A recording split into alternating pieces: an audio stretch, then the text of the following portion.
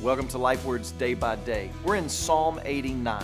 And in that psalm, the psalm writer Ethan writes that he will worship in a hard season because of the covenant God made with David. And then Ethan moves from the earthly realm to the heavenly. You'll notice in verse 4 that little word out to the side, Selah, which we don't really know the extent of the full meaning of that word, but there's a pause in the action. And it's as if Ethan takes that pause and he begins to ponder the greatness of the covenant and then realize it was the greatness of God who established the covenant. And he lifts his eyes to the heavens and he notices the majesty of God as he calls on all of creation, holy ones and heavenly beings, to worship God.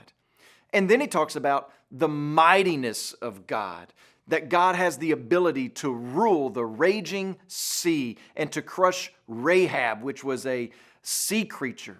And he calls on the mountains to praise God.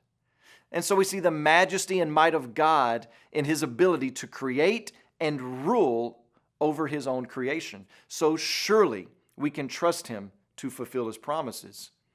So if you're in a hard season right now, take a page out of Ethan's book and lift your eyes and consider the stars and how they shine, that God created them and rules over them still today, as he still to this day fulfills his promises to his children.